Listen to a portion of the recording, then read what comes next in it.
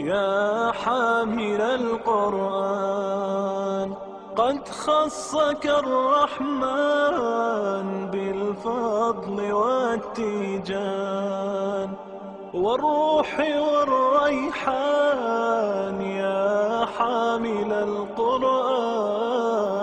نحمده ونصلي على رسوله الكريم اما بعد فاعوذ بالله من الشيطان الرجيم بسم الله الرحمن الرحيم ان الذين آمنوا وعملوا الصالحات سيجعل لهم الرحمن ودا فإنما يسرناه بلسانك لتبشر به المتقين وتنذر به قوما لدا. صدق اللہ العظیم. رب اشرح لي صدری ويسر لي امری واحلل عقدۃ من لسانی یفقهوا قولی واجعل لي وزیرا من اہلی آمین یا رب العالمین. فصل یستحب للقاری، قاری کے لیے یہ مستحب ہے، فی غیر الصلاۃ، نماز کے علاوہ بھی، ان یستقبل القبلہ، کہ وہ قبلہ رخ ہو. تلاوت کے آداب کے حوالے سے وہ بیان کر رہے ہیں کہ جس شخص نے قرآن کی تلاوت کرنی ہے تو نماز کے علاوہ بھی اس کے لیے یہ پسندیدہ مستحب ہے کہ وہ قبلہ رخ ہو کر بیٹھے. فقط جاء فی الحدیث، کیونکہ حدیث میں آیا ہے خیر المجالس مستقبل بہ القبلہ، بہترین مجلس وہ ہے جو قبلہ رخ ہو. وَيَجْلِسُ مُتَخَشِّيًا بِسَكِينَةٍ وَوَقَارٍ، اور چاہیے کہ جب تلاوت کرنے بیٹھے تو خشوع کے ساتھ بیٹھے، سکینت کے ساتھ بیٹھے اور وقار کے ساتھ بیٹھے. مُطْرِقًا رَأْسَهُ، اپنے سر کو جھکائے ہوئے. وَيَكُونُ جُلُوسُهُ وَحْدَهُ فِي تَحْسِينِ أَدَبِهِ وَخُضُوعِهِ، اور اس کا جو بیٹھنا ہے، اکیلے بیٹھنا، وہ اس کے ادب اور عاجزی کو بہتر بنائے. یعنی جب بیٹھا ہو تو سنجیدگی کے ساتھ بیٹھا ہو، ٹھیک ہے، تلاوت کرنے بیٹھے نا، تو تلاوت کرنے جتنی وہ سنجیدگی سے بیٹھے گا، وقار سے بیٹھے گا، اتنا بہتر ہے. اور سر اگر جھکائے تو یہ اچھا ہے. وَيَكُونُ جُلُوسُهُ وَحْدَهُ فِي تَحْسِينِ أَدَبِهِ وَخُضُوعِهِ كَجُلُوسِهِ بَيْنَ يَدَيْ مُعَلِّمِهِ، تو اس کا جو بیٹھنا ہے یہ ادب اور عاجزی سے ایسے ہونا چاہیے جیسے اس کا اپنے استاد کے سامنے ادب سے بیٹھنا ہے. تو یعنی ادب کس چیز کا ہے کہ وہ کیا پڑھنے لگا ہے، تو چونکہ وہ اللہ کا کلام پڑھنے لگا ہے لہٰذا اس کا جو بیٹھنے کا انداز ہے اس میں بھی فرق آئے گا.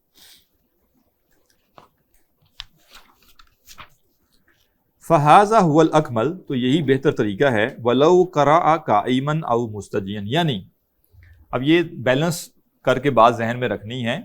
ایک انتہا یہ ہے کہ انسان اس طرف چلا جائے کہ جی قرآن پڑھنا ہے تو ایک خاص شکل میں، ایک خاص حلیے میں اور ایک قبلہ رخ ہو کے بیٹھنا ہے، ورنہ اگر یہ بیٹھنا ممکن نہیں ہے تو قرآن نہ پڑھا جائے. تو ایسا نہیں ہے.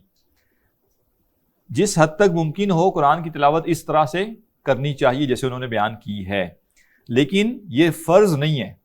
اور ایسا نہیں ہے کہ اس طرح نہ کر سکتا ہو تو تلاوت چھوڑ دے، بلکہ کیا کرے، وہ کہہ رہے ہیں فَهَذَا هُوَ الْأَكْمَلُ، یہ زیادہ کامل طریقہ ہے جو وہ بیان کر رہے ہیں. وَلَوْ قَرَأَ قَائِمًا أَوْ مُسْتَجِيًا، لیکن اگر کوئی تلاوت کرنا چاہے کھڑے ہوئے یا بیٹھے ہوئے، لیٹے ہوئے، او فی فراشہ، یا بستر پر لیٹے ہوئے یا بستر پر، او علی غیر ذالک من الاحوال، یا کسی اور حالت میں، جاز وَلَهُ اجر، تو یہ بھی جائز ہے اور اس کے لیے اجر کا باعث ہے. یعنی جو اول چیز ہے وہ یہ ہے کہ تلاوت ہونی چاہیے، قرآن کی تلاوت ہونی چاہیے. اور قرآن کی تلاوت کرنے کے لیے جس حد تک ممکن ہے انسان اچھے انداز میں بیٹھے، قبلہ رخ ہو کے بیٹھے. لیکن جہاں اسے لگے کہ یہ ممکن نہیں ہے یا مشکل ہے، تلاوت کرے، لیکن کھڑے ہوئے بھی کر سکتا ہے، بیٹھے ہوئے بھی کر سکتا ہے، لیٹے ہوئے بھی کر سکتا ہے، اور کسی بھی حالت میں کر سکتا ہے، کوئی مسئلہ نہیں. تو اب ہوتا کیا ہے، دو انتہاؤں پہ لوگ چلے جاتے ہیں. ایک وہ ہوتے ہیں جو کہتے ہیں کہ جی تلاوت کرنی ہے تو مسجد جائیں گے، مسجد بیٹھیں گے، قبلہ ہو کے بیٹھیں گے، یہ کریں گے، وہ کریں گے، ٹوپی پہنیں گے، لہٰذا اس چکر میں تلاوت نہیں بھی کرنی تو بس جی اس حالت میں تھوڑی تلاوت کی جاتی ہے. اور دوسری انتہا یہ ہے کہ نرمی کی طرف آئے تو یعنی اہتمام ہی چھوڑ دیا، کبھی بھی اہتمام نہیں کرنا، ہمیشہ ہی بس چلتے پھرتے تلاوت کر رہے ہیں، آگے پیچھے ٹیڑھے میڑھے لیٹے ہوئے ہیں، بس تلاوت کر رہے ہیں. یہ ہم کہیں گے دونوں چیزیں مناسب نہیں. معتدل بات یہ ہے کہ جو عام معمول ہونا چاہیے تلاوت کا وہ ایک مناسب انداز سے بیٹھ کر ہونا چاہیے، لیکن اس تک تلاوت کو محدود نہ کیا جائے، چلتے پھرتے اٹھتے بیٹھتے بھی تلاوت کرنی چاہیے.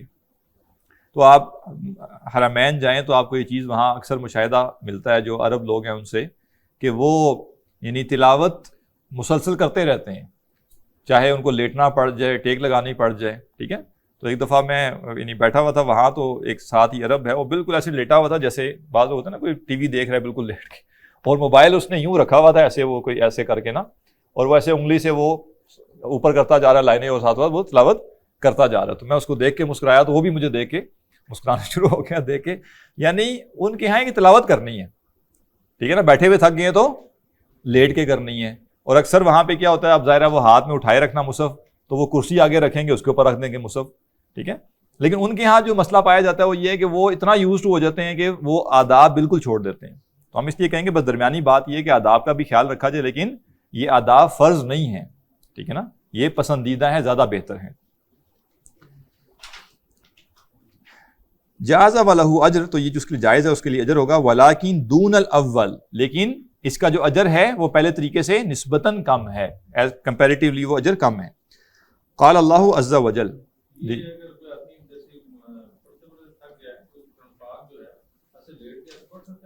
بالکل پڑھ سکتے ہیں، ٹھیک ہے نا، وہ آگے آیات آ رہی ہے نا.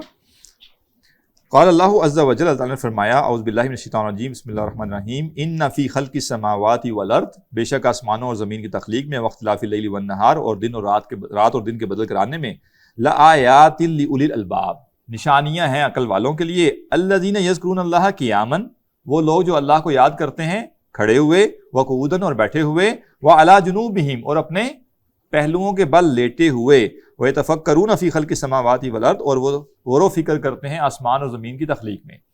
تو یہ آیت بتا رہی ہے کہ اللہ کا ذکر کھڑے ہوئے، بیٹھے ہوئے، لیٹے ہوئے ہو سکتا ہے، اور تلاوت بھی کیا اللہ کا ذکر ہے. تو اس آیت سے وہ استدلال یہ کر رہے ہیں کہ تلاوت کسی بھی حالت میں کی جا سکتی ہے، جائز ہے، بس وہ کہہ رہے ہیں اجر تھوڑا سا کم ہوگا. پراپرلی بیٹھ کر ادب سے کریں گے تو زیادہ اجر ہوگا، اس طرح سے کریں گے تو کم ہوگا. وثبت فی الصحیح عن عائشہ رضی اللہ عنہا قالت، اور صحیح حدیث میں حضرت عائشہ رضی اللہ عنہا سے مروی ہے، وہ فرماتی ہیں، کان رسول اللہ صلی اللہ علیہ وسلم یتکی فی حجری، اللہ کے رسول صلی اللہ علیہ وسلم میری گود میں ٹیک لگاتے، وانا حائض، جبکہ میں حائضہ ہوتی، ویقرأ القرآن، اور آپ قرآن کی تلاوت کرتے، یعنی آپ لیٹے ہوئے بھی قرآن کی تلاوت کرتے تھے. رواہ البخاری و مسلم، اور فی روایت ایک دوسری روایت میں آتا ہے، یقرأ القرآن ورأسہ فی حجری، کہ آپ سب قرآن پڑھتے اور ان کا سر میری گود میں ہوتا، اور یعنی حالت حیض میں بھی ہیں تب بھی وہ تلاوت کر رہے ہیں، تو کوئی مذائقہ اس میں نہیں. وعن ابی موسیٰ الاشعری رضی اللہ عنہ قال، اور حضرت ابو موسیٰ اشعری سے روایت ہے، انہوں نے کہا، انی اقرأ القرآن فی صلاتی، کہ میں اپنی نماز میں قرآن پڑھتا ہوں، واقرأ علی فراشی، اور میں اپنے بستر پر بھی قرآن پڑھتا ہوں. وعن عائشہ رضی اللہ تعالی عنہا، حضرت عائشہ رضی اللہ عنہ سے مروی وہ کہتی ہیں، قالت انی لاقرأ حزبی وانا مستجیۃ علی السریر، کہ میں اپنا وظیفہ پڑھتی ہوں جبکہ میں بستر پہ لیٹی ہوئی ہوتی ہوں، ٹھیک نا. اور وظیفے سے مراد یہاں پہ کہ جو مقرر کیا ہوا ہے نا روزانہ کے 1 پارہ پڑھنا ہے، آدھا پڑھنا ہے، یا 2 پارے پڑھنے ہیں، وہ.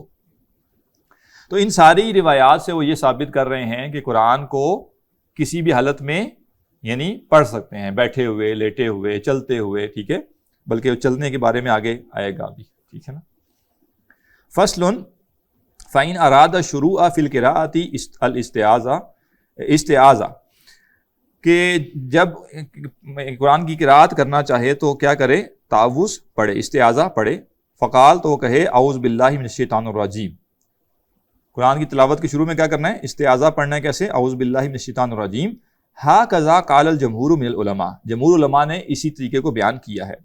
وقال بعض العلماء، اور بعض علماء نے کہا ہے، یتعوذ بعد القراءہ، کہ تعوذ قراءت کے بعد کرے. جمہور کی رائے یہ ہے کہ قراءت سے پہلے تعوذ کرے، اور بعض کی رائے یہ ہے کہ تلاوت کے بعد کرے. لقولہ تعالی، وہ استدلال کرتے ہیں اللہ تعالیٰ کی اس آیت، اس قول سے، فَإِذَا قَرَأْتَ، یہ آیت کا کچھ حصہ مس ہے میرے خیال میں اس میں، فَإِذَا قَرَأْتَ الْقُرْآنَ، نہیں بیچ میں لفظ اور بھی ہوگا نا، فَإِذَا قَرَأْتَ الْقُرْآنَ، کیا ہے آیت پوری، یہی ہے نا، ہاں یہ ٹیکسٹ میں مسنگ ہے، ٹھیک ہے. فَإِذَا قَرَأْتَ الْقُرْآنَ فَاسْتَعِذْ بِاللَّهِ مِنَ الشَّيْطَانِ الرَّجِيمِ. تو بعض لوگ اس سے کیا مراد لے رہے ہیں کہ جب تم قرآن پڑھ لو تو تعوذ کرو، اور جمہور کہہ رہے ہیں کہ پڑھنے سے پہلے کرو. وَتَقْدِيرُ الْآيَةِ عِنْدَ الْجُمْهُور، اور جمہور کے نزدیک اس آیت کی جو تقدیر ہے، تقدیر کا مطلب ہے کہ جو پوری آیت کھولی جائے، عبارت کیا ہے، اِذَا أَرَدْتَ الْقِرَاءَةَ فَاسْتَعِذْ، ٹھیک ہے نا. وَإِذَا قَرَأْتَ کے بجائے کیا، فَإِذَا أَرَدْتَ الْقِرَاءَةَ، جب تم قراءت کا ارادہ کرو تو استعاذہ کرو. ثُمَّ صِيغَةُ التَّعَوُّذِ كَمَا ذَكَرْنَاهُ، پھر تعوذ کا صیغہ وہی آیا جو اوپر بیان ہوا. یعنی تعوذ کیسے کرنا چاہیے، یعنی یہ نہیں کہ بندہ بس اعوذ کہہ دے ایسا کر دے، بلکہ اعوذ باللہ من الشیطان الرجیم یہ پورا پڑھے۔ وَكَانَ جَمَاعَةٌ مِّنَ السَّلَفِ يَقُولُونَ، اور اسلاف میں سے کچھ لوگ کہا کرتے تھے اعوذ باللہ السمیع العلیم من الشیطان الرجیم۔ تو دوست اس میں صفات آ گئی اللہ تعالیٰ کی، اعوذ باللہ السمیع العلیم من الشیطان الرجیم، یہ بھی تعوذ کا ایک صیغہ ہے۔ وَلَا بَأْسَ بِهَذَا، وہ کہہ رہے ہیں اس میں بھی کوئی حرج نہیں، اگر آپ یہ تعوذ کریں تو یہ بھی کر سکتے ہیں۔ وَلَٰكِنِ الْاخْتِيَارُ هُوَ الْأَوَّلُ، لیکن پسندیدہ پہلا والا معاملہ ہے۔ ثُمَّ إِنَّ التَّعَوُّذَ مُسْتَحَبٌّ وَلَيْسَ بِوَاجِبٍ، اور یہ کہہ رہے ہیں کہ جو تعوذ ہے وہ کیا ہے؟ مستحب ہے، واجب نہیں ہے۔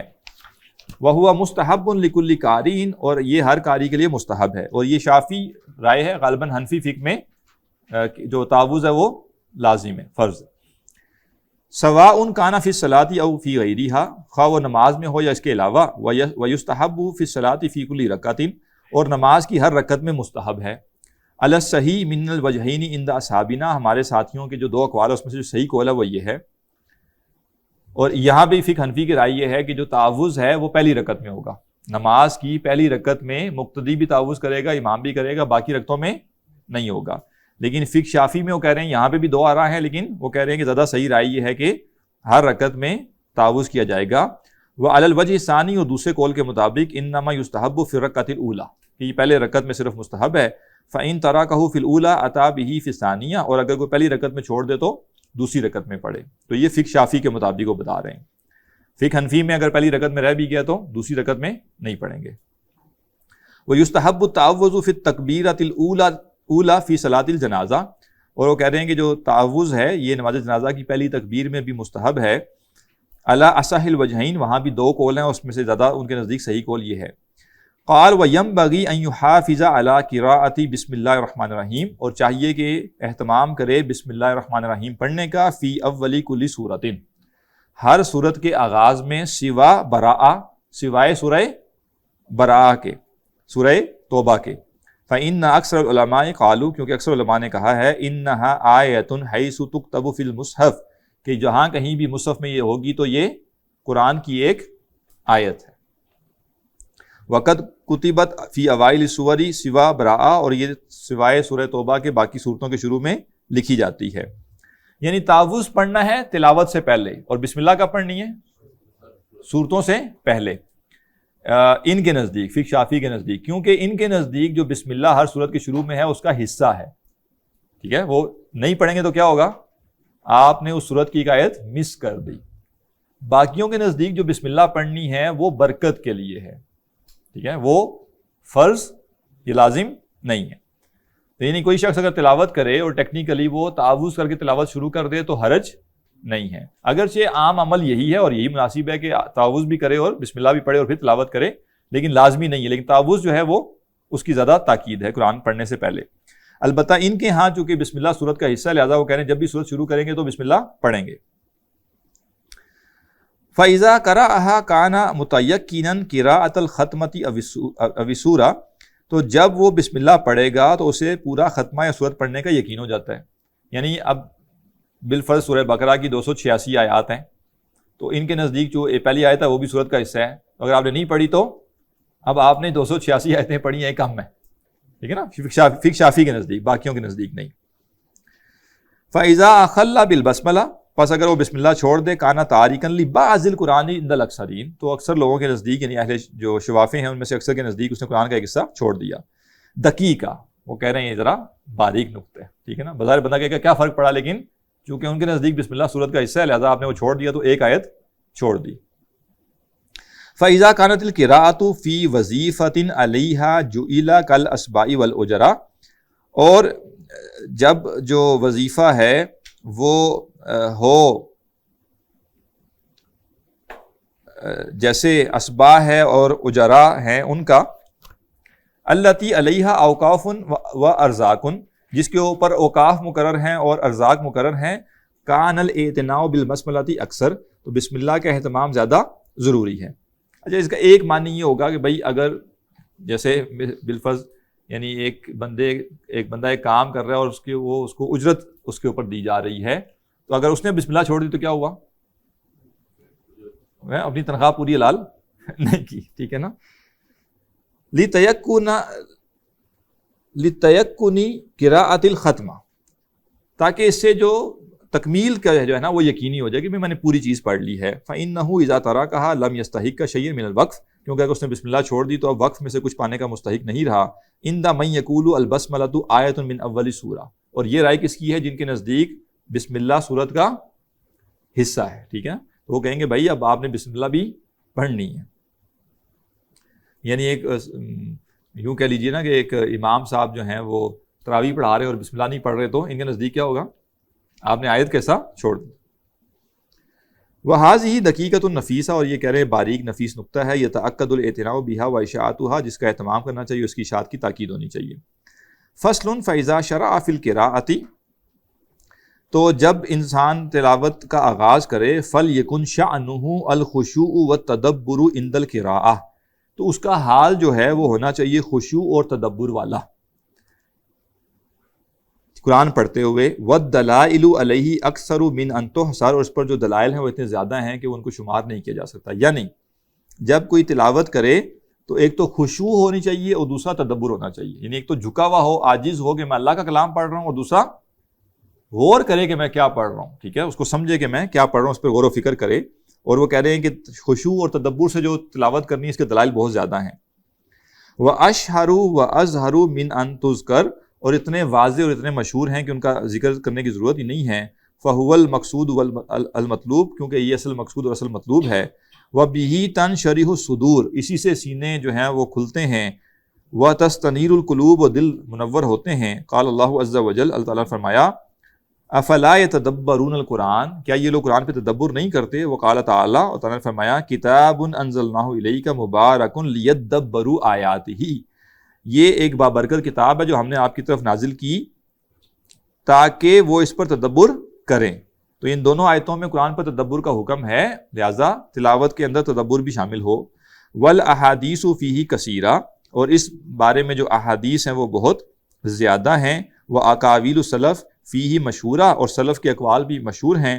وقد بات جماعت من السلف، اور اسلاف میں سے بہت سے لوگ ایسے ہیں جنہوں نے پوری رات گزاری. یتلون آیتن واحدہ، پوری رات ایک ہی آیت پڑھتے رہے.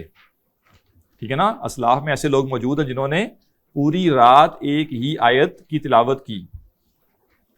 کیوں ایک آیت کی تلاوت کی؟ تدبر کے لیے. ٹھیک ہے، اچھا یہ اب آپ کے پاس آگے ٹوٹس نہیں ہے، یہ آپ کو انشاءاللہ پرنٹ مل جائیں گے. جی کوئی سوال ہے؟ جی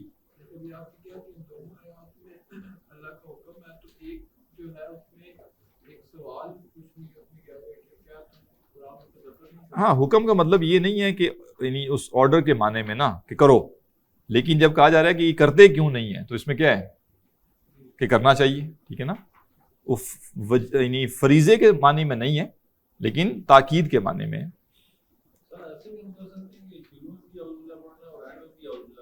جی کر سکتے ہیں. اچھا تو آگے جو ٹیکسٹ ہے وہ یہ ہے کہ جو اسلاف میں سے کہہ رہے ہیں کہ ایک پوری جماعت ہے جس نے، جماعت سے مراد بہت سے لوگ ہیں جنہوں نے پوری رات گزاری ایک ہی آیت کی تلاوت کرتے ہوئے. یہ تدبرونہا، وہ اس میں تدبر کرتے تھے. وَيُرَدِّدُونَهَا إِلَى الصَّبَاحِ، اور صبح تک اس ایک آیت کو دہراتے رہتے تھے. وقد سئک جماعت من السلف عند القراءۃ، اور اسلاف میں سے کئی ایسے ہیں جو تلاوت کرتے ہوئے بے ہوش ہو گئے یا بے ہوش ہو جایا کرتے تھے. وَمَاتَ جَمَاعَاتٌ حَالَ الْقِرَاءَۃ، اور ایک ایسا گروہ بھی ہے جو تلاوت کے دوران فوت ہو گیا. یعنی اہل علم کا ایک طبقہ ایسا بھی ہے جو تلاوت کے دوران ان کی وفات ہوئی. وَرَوَيْنَا عَنْ بَعْضِ ابن حکیم، وہ کہہ رہے ہیں کہ بعض بن حکیم سے ہم نے روایت کیا أَنَّ زُرَارَةَ بْنَ أَوْفَى التابعی الجلیل رضی اللہ عنہ، کہ زرارہ بن اوفا جو ہیں یہ جلیل القدر تابعی ہیں. امہم فی صلاۃ الفجر، یہ جو تابعی ہیں انہوں نے فجر کی نماز میں امامت کروائی. فقرأ حتی بلغا، تو وہ تلاوت کرتے کرتے یہاں تک پہنچے. فإذا نُقِرَ فی الناقور فذلک یومئذ یوم عسیر، کہ جب سور میں پھونکا جائے گا تو یہ بڑا سخت دن ہوگا. خر میتا، وہ گر پڑے اور فوت ہو گئے. قال بعض، جو روایت کر رہے ہیں نا تبع تابعی، وہ کہتے ہیں وَكُنْتُ فِي مَنْ حَمَلَهُ، میں ان لوگوں میں شامل تھا جنہوں نے ان کو اٹھایا. ٹھیک ہے، امامت کراتے ہوئے تلاوت کرتے ہوئے ہارٹ اٹیک سے نہیں، قرآن کی ایک آیت جو ہے اس کو پڑھتے ہوئے اور اس کے اندر جو خشوع خضوع کا معاملہ تھا اس کی بنا پر ان کی وفات ہوئی۔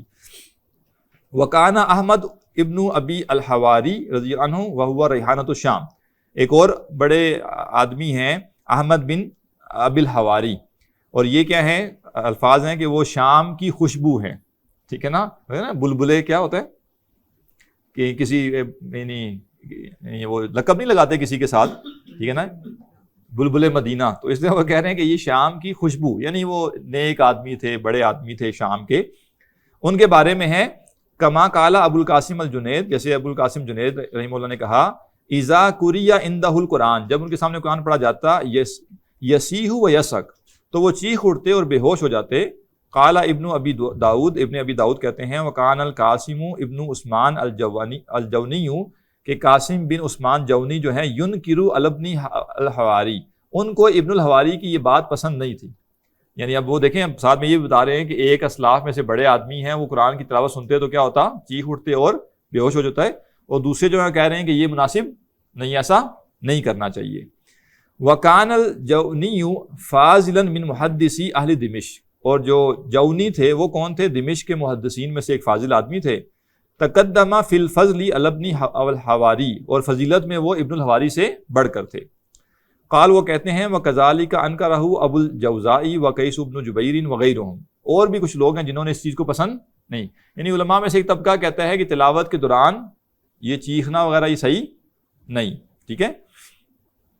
قلت، تو امام نووی کہتے ہیں میری رائے کیا ہے، والصواب عدم الانکار، کہ یہ اس کو ناپسند کرنا صحیح نہیں، الا من اعترف انہ یفعلہ تصنعا، سوائے یہ کہ جس کے بارے میں یہ پتا ہو کہ سارا کچھ وہ بناوٹی ہے، ٹھیک ہے نا، تو یعنی بس اللہ معاف کرے، اب یہ جب کوئی چیز ٹرینڈ میں آ جاتی ہے نا پھر یہ ہوتا ہے، تو بعض جگہوں پہ جو تلاوت کے دوران رونا ہوتا ہے وہ نیچرل ہوتا ہے، اور بعض جگہوں پہ وہ جو رونا ہوتا ہے وہ پروفیشنل بھی ہو جاتا ہے، ٹھیک ہے نا، کہ وہ قاری صاحب جو ہے وہ بڑے آرام سے ایک جگہ پہ رو بھی لیتے ہیں، تو کہہ رہے ہیں کہ یہ جو تلاوت سنتے ہوئے یا کرتے ہوئے کسی کی چیخ نکل جانا، ٹھیک ہے نا، یہ اگر تصنع نہیں ہے تو امام نووی کہہ رہے ہیں کہ صحیح ہے، اس میں مسئلہ نہیں ہے، اور بعض علماء کہہ رہے ہیں کہ پسندیدہ نہیں ہے، لیکن اگر بناوٹ ہے تو سب کے نزدیک پسندیدہ نہیں ہے۔ جی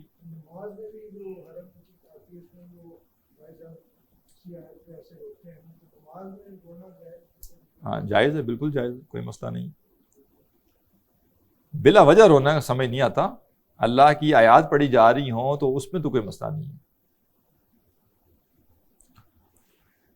واللہ عالم، اور اللہ بہتر جانتا ہے۔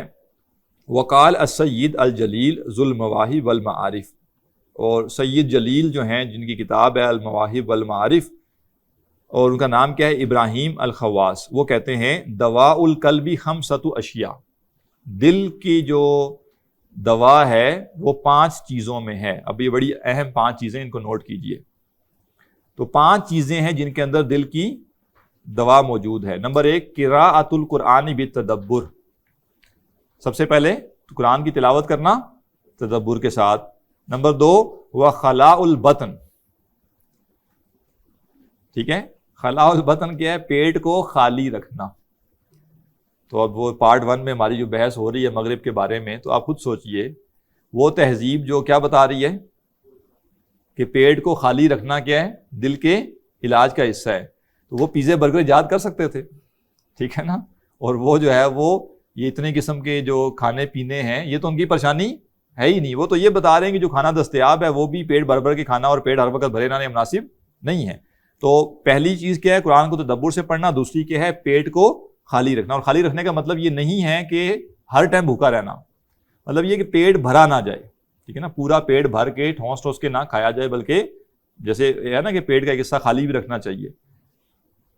وقیام اللیل، نمبر 3 چیز رات کا قیام ہے، تہجد۔ نمبر 4 والتضرع عند السحر، سحری کے وقت عاجزی کرنا اور گڑ گڑانا، ٹھیک ہے، تو سحری کا وقت ہے، اللہ کے حضور بندہ گڑ گڑائے۔ نمبر 5 ومجالسۃ الصالحین، نیک لوگوں کی صحبت اختیار کرنا۔ اب کیسے ایک ایک چیز کو دیکھیے، اس جدید تہذیب نے ختم کر دیا تدبر اب آپ کر ہی نہیں سکتے. کیوں نہیں کر سکتے جی؟ ٹائم نہیں ہے. اور کیا ہے؟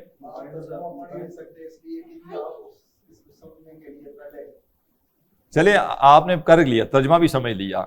سارا دن کے جو کھکیڑ ہیں, پہلے ہوتا تھا نا انسان ایک وقت اپنا ذہن روک بھی لیتا تھا نا, کام اس کے روکے.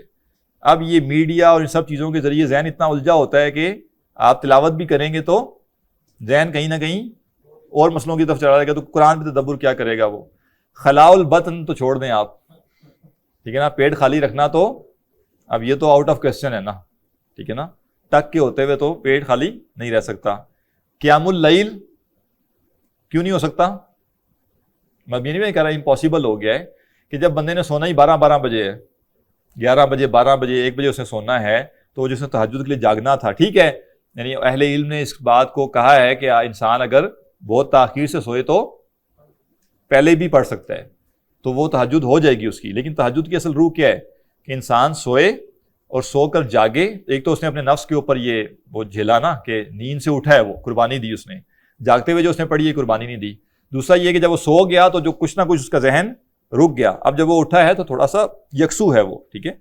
تو پورا لائف سٹائل ایسا بنا دیا گیا ہے کہ آپ ایک ایک چیز کر کے دیکھیں گے تو آپ کو نظر آئے گا کہ یہ.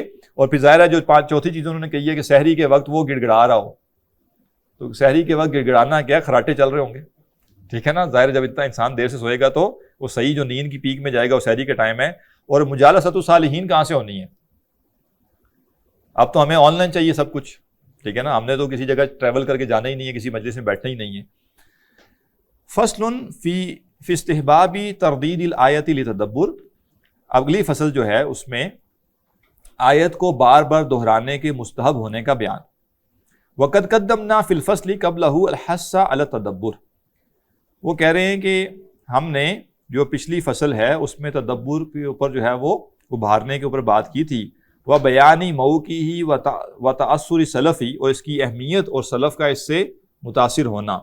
وروینا عن ابی ذر رضی اللہ عنہ قال, اور حضرت ابو ذر سے روایت ہے وہ کہتے ہیں قام النبی صلی اللہ علیہ وسلم بھی آیا, اللہ کے نبی صلی اللہ علیہ وسلم ایک آیت کے ساتھ قیام کرتے, یرددھا حتی اصبح, آپ اسے ایک آیت کو دہراتے رہتے یہاں تک کہ صبح ہو جاتی, یعنی صبح کا مطلب یہ کہ سحری کا وقت ختم ہو جاتا. والآیا, اور آیت کیا تھی, ان تعذبہم فانہم عبادک, کہ اللہ اگر تو ان کو عذاب دے تو یہ تیرے بندے ہیں. وعن تمیم الداری رضی اللہ عنہ انہ کرر ہذہ الآیۃ حتی اصبح, اور تمیم داری سے روایت ہے کہ انہوں نے کہ آپ نے یہ آیت تلاوت کی یہاں تک کہ صبح ہو گئی.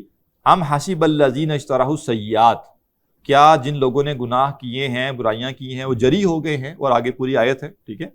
تو یہ آیت ہی پوری رات دہرائی. وعن عبادہ بن حمزہ قال, اور عبادہ بن حمزہ کہتے ہیں دخلت علی اسماء رضی اللہ عنہا, میں حضرت اسماء رضی اللہ عنہ کے پاس آیا, وہی تقرأ, اور وہ پڑھ رہی تھی, فمن اللہ علینا, اللہ نے ہم پر احسان کیا, ووقانا عذاب السموم, اور ہمیں گرم لو کے عذاب سے بچا لیا. فوقفت عندہا, اس آیت پہ جب پہنچی تو اس آیت پہ رک گئی.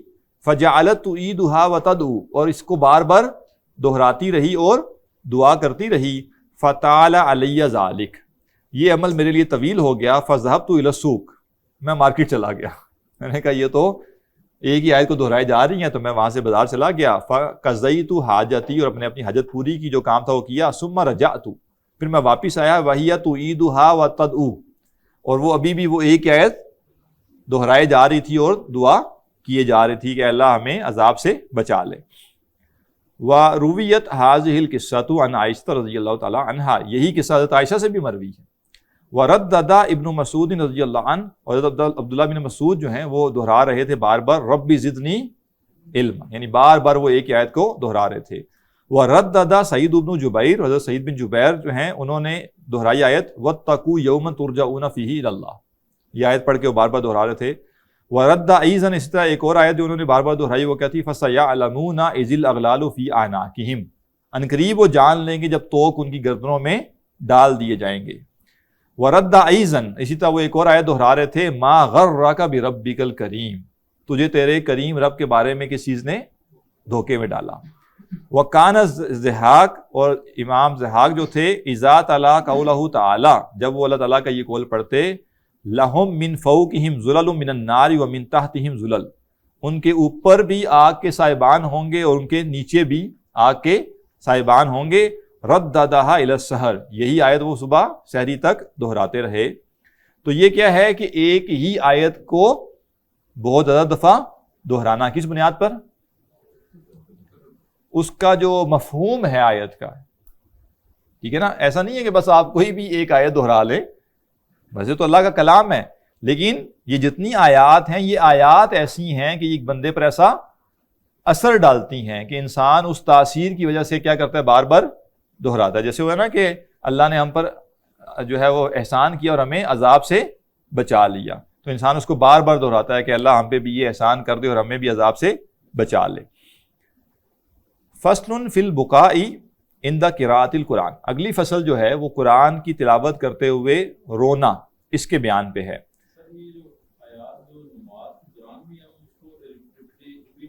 بالکل بالکل کر سکتے ہیں، جب اکیلے آپ نماز پڑھ رہے ہیں، ٹھیک ہے نا، امام کے لیے مناسب نہیں ہے، امام ایک دو دفعہ دہرا لے ٹھیک ہے، کیونکہ جماعت کے بارے میں کہا گیا ہے کہ مقتدیوں کا خیال رکھ کے کرانی چاہیے۔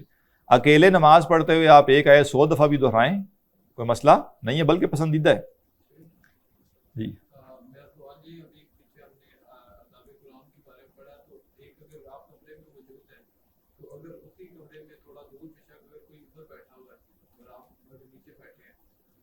کوئی مذائقہ نہیں ہے کہ اگر آپ کے قریب ایک شخص اوپر بیٹھا ہوا ہے اور آپ قرآن کی تلاوت نیچے بیٹھ کے کرنا چاہتے ہیں، یہ ان آداب میں سے نہیں ہے جس کی تاکید کی گئی ہو، ٹھیک ہے نا، یعنی ایسا نہیں ہے کہ آپ نیچے بیٹھ کے قرآن مجید پڑھ رہے ہیں اور ایک شخص کرسی پہ بیٹھا ہوا ہے تو آپ کہیں کہ اب کوئی بے ادبی ہوگی، ٹھیک ہے نا، ایسا نہیں۔ دیکھیں ایک ہے نا، آپ بالکل آپ اس کے پاؤں کے پاس بیٹھے ہیں تو اور بات ہے، ادروائز کوئی مذائقہ نہیں ہے۔ تو اگلی فصل ہے قرآن مجید کی تلاوت کرتے ہوئے رونا۔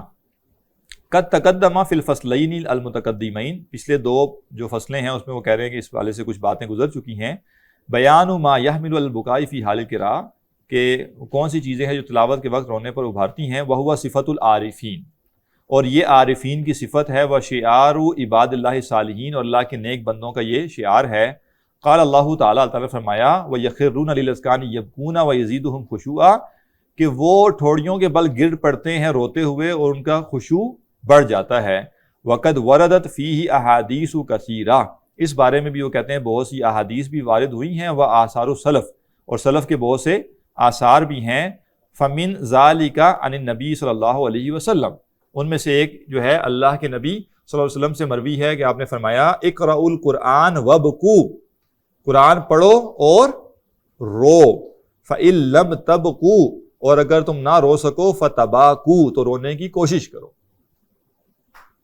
تو اللہ کا کلام ایک ایسی چیز ہے کہ اصل تو یہ ہے کہ اس کی ہم پہ ایسی تاثیر آئے کہ ہم خود روئیں، لیکن اگر کسی کو رونا نہیں آ رہا تو کیا کرے، رونے کی کوشش کرے، ٹھیک ہے، یہاں تک حکم ہے۔ وعن عمر بن الخطاب رضی اللہ عنہ ان صلی بالجماعت صبح، اور حضرت عمر بن خطاب رضی اللہ عنہ سے روایت ہے کہ انہوں نے صبح کی نماز پڑھائی، فقرأ سورۃ یوسف، اور سورہ یوسف کی تلاوت کی، فبکا حتی سالت دموعہ علی ترقوتہ، اور وہ اتنا روئے کہ ان کے جو آنسو ہیں وہ ہستی تک پہنچ گئے، یعنی آنسو بہہ بہہ کے نیچے تک آ گئے۔ وفی روایت انہ کان فی صلاۃ العشاء، اسی طرح ایک روایت میں ہے کہ وہ عشاء کی نماز میں تھے۔ فتدل علی تقریرۃ منہ، اور یہ اس بات پر دلالت ہے کہ انہوں نے اس عمل کو دہرایا۔ وفی روایت انہ بکا، اور ایک روایت میں ہے کہ وہ اتنا روئے حتی سمعوا بکاءہ من وراء الصفوف، کہ ان کا رونا صفوں کے پیچھے بھی سنائی دے رہا تھا، دور تک ان کے رونے کی آواز آ رہی تھی۔ وعن ابی رجاء، ابو رجاء سے روایت ہے، قال وہ کہتے ہیں، رأیت ابن عباس، میں نے عبداللہ بن عباس رضی اللہ عنہ کو دیکھا، وتحت عینیہ مثل الشراک البالی من الدموع، اور ان کی آنکھوں کے نیچے آنسوؤں کی وجہ سے جیسے یعنی نشان تھے جیسے تسمہ ہوتا ہے، ٹھیک ہے نا، وہ آنسو بہہ بہہ کے ایسے وہ نشان پڑ کے جیسے کوئی تسمہ ہوتا ہے۔ وعن ابی صالح، اور حضرت ابو صالح سے روایت ہے، قال وہ کہتے ہیں، قدیم ناس من اہل الیمن علی ابی بکر الصدیق رضی اللہ عنہ، یمن کے کچھ لوگ حضرت ابوبکر صدیق رضی اللہ عنہ کے پاس آئے، فجعلوا یقرؤون القرآن ویبکون، اور وہ قرآن پڑھتے اور روتے۔ فقال ابو بکر صدیق رضی اللہ عنہ، حضرت ابوبکر صدیق نے فرمایا، ہاکذا کنا، ہم بھی کبھی ایسے ہوا کرتے تھے، یعنی ہمیں بھی قرآن پڑھ کے رونا اتنا آتا تھا۔ وعن ہشام، اور ہشام سے روایت ہے قال وہ کہتے ہیں ربما سمعت بکاء محمد بن سیرین فی اللیل وهو فی الصلاۃ کہ میں نے کئی مرتبہ محمد بن سیرین رحمہ اللہ جو ہیں ان کا رونا سنا ہے رات کی نماز میں. والآثار فی ھذا کثیرہ اور اس بارے میں آثار بہت زیادہ ہیں. لا یمکن حصرھا وہ کہہ رہے ہیں ہم سارے اسلاف کے واقعات نقل کریں گے تو بہت زیادہ ہو جائیں گے. تو جیسے اسلاف کا یعنی صحابہ تابعین تبع تابعین کا یہ عام معمول تھا کہ وہ نماز میں یا قرآن کی تلاوت کرتے ہوئے نماز کے اندر یا نماز کے بعد وہ روتے تھے. اور رونے میں بھی یعنی جیسے یعنی ایک ہے نا تکلف کرنا وہ تو ذرا پسندیدہ نہیں ہے, لیکن اگر کسی کو واقعہ اتنا رونا آ جائے کہ اس کی رونے کی آواز بھی بلند ہو جائے تو اس میں مذائقہ نہیں. وفیما اشرنا الیہ ونبہنا علیہ کفایہ اور وہ کہہ رہے ہیں جتنے اقوال ہم نے بیان کر دیے اور ان پہ تنبیہ کر دی وہ کافی ہیں. واللہ عالم واللہ بہتر جانتا ہے. وقال الامام ابو حامد الغزالی امام غزالی رحمہ اللہ نے فرمایا البکاء مستحب مع القراءۃ وعندہا کہ قرآن کے پڑھتے وقت اور اس کے ساتھ رونا مستحب ہے. وطریقہ فی تحصیلہ اور اس کو حاصل کرنے کا طریقہ یہ ہے ان یحضر قلبہ الحزن کہ دل میں غم کو حاضر کرے. کیا مطلب؟ وہ امام غزالی کہہ رہے ہیں کہ یہ پسندیدہ ہے کہ انسان تلاوت کرتے ہوئے روئے, اور یہ رونے کی کیفیت حاصل کرنے کا طریقہ کیا ہے کہ دل میں غم کو حاضر کرے. اس کا مطلب کیا ہے؟ یعنی انسان اگر قرآن کی تلاوت کر رہا ہے اور وہ حشاش بشاش ہے اور وہ یعنی زندگی کے مزوں میں ہے اور اس کے ذہن میں بھی یہ سب چیزیں ہیں تو اب تو اتنا شاید رونا نہ آئے. لیکن اگر اپنے گناہوں کو یاد کرے گا, اللہ کے عذاب کو یاد کرے گا اور اپنے یعنی آخرت میں اپنی جو پکڑ ہے اس کو یاد کرے گا تو پھر کیا ہوگا؟ پھر رونا آئے گا. تو یہ نسخہ بتا رہے ہیں امام غزالی کہ تلاوت کرتے وقت اپنے دل میں غم کو حاضر کرے, اپنی کوتاہیاں, اپنے گناہ, اپنی معصیت اور اللہ کا عذاب, اللہ کے سامنے کھڑا ہونا, اس کے سامنے جو ہے وہ محاسبہ ہونا, یہ سب کا جب بندہ ذہن میں لائے گا تو پھر اس کو رونا آئے گا. بِأَن يَتَأَمَّلَ مَا فِيهِ مِنَ التَّحْدِيدِ وَالْوَعِيدِ الشَّدِيدِ اس طرح کہ قرآن میں جو جو وعید آئی ہے, ڈراوا آیا ہے, اس کے اوپر غور کرے. وَالْمَوَاثِيقِ وَالْعُہُودِ اور قرآن میں جو وعدے ہیں اور عہد و پیمان ہیں ان پر بھی غور کرے. یعنی جہاں جہاں عذاب کا ذکر آیا ہے تو وہ اس بات کو اپنے ذہن میں لائے کہ میں کہیں اس عذاب کا مستحق نہ بن جاؤں, اور جہاں جہاں وعدے آئے ہیں چاہے وہ جنت کے ہیں وہاں پہ اس کے دل میں یہ آئے کہ اللہ مجھے ان لوگوں میں شامل کرے. ثم یتأمل تقصیرہ فی ذلک پھر وہ اپنی کوتاہی پر غور کرے کہ اللہ نے نیک لوگوں سے یہ وعدے کیے ہیں کہ ان کے لیے یہ جنات ہیں, اور میرا حال یہ ہے کہ میں یہ گناہ کرتا ہوں, اور چونکہ میں یہ گناہ کرتا ہوں لہٰذا یہ جنت میرے ہاتھ سے نکل سکتی ہے. تو اس سے کیا ہوگا؟ اس کو رونا آئے گا. فَإِن لَمْ يُحْضِرْهُ حُزْنٌ وَبُكَاءٌ پھر اگر وہ اپنا غم اور اپنا جو رونا ہے وہ حاضر نہ کر سکے, کما یحضر الخواص جیسے کہ خاص لوگوں کو ہوتا ہے, فَلْيَبْكِ عَلَى فَقْدِ ذَلِكَ تو پھر اس کے نہ ہونے پر روئے. ٹھیک ہے, یعنی یا تو انسان قرآن کو پڑھتے ہوئے روئے, اس قرآن کے اندر جو اس کو وعد و وعید ملتی ہیں قیامت کے عذاب کا جو ذکر آخرت کا ملتا ہے اس پہ, اور اگر سب کچھ کر کے بھی اس کو رونا نہیں آ رہا تو پھر وہ اس پہ روئے کہ اس کو رونا نہیں آ رہا. فَإِنَّهُ مِنْ أَعْظَمِ الْمَصَائِبِ کیونکہ یہ بڑی مصیبتوں میں سے ہے. تو کجا یہ کہ ایک انتہا یہ ہے کہ ایک شخص تلاوت دیکھیں اصل بات ہوئی ہوتی ہے اسٹینڈرڈ کیا آپ کا.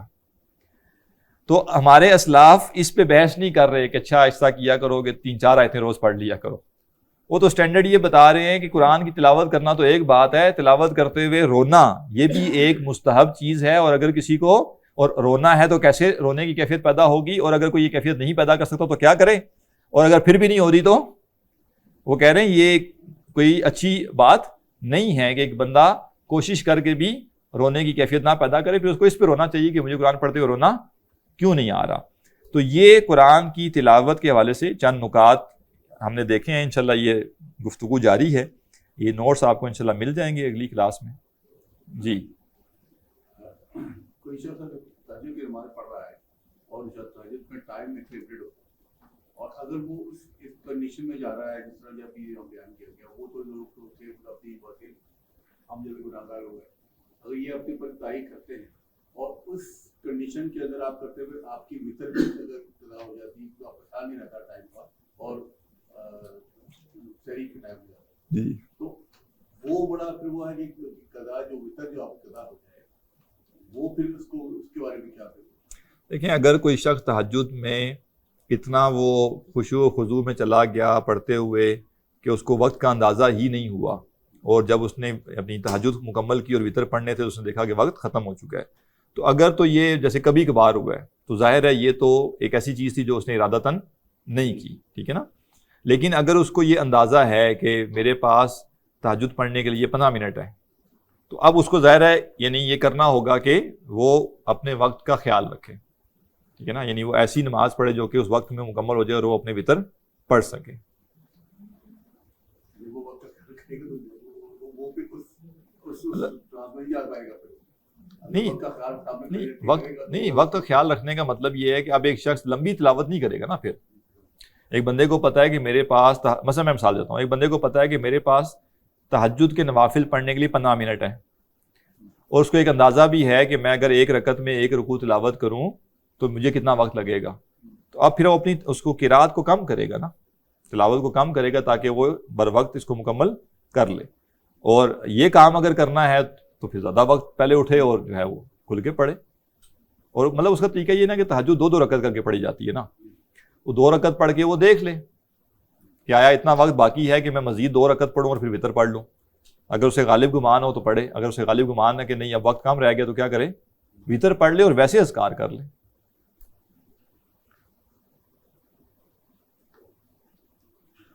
چلیں جی، سبحانک اللہم و بحمدک، نشہد ان لا الہ الا انت، نستغفرک و نتوب الیک.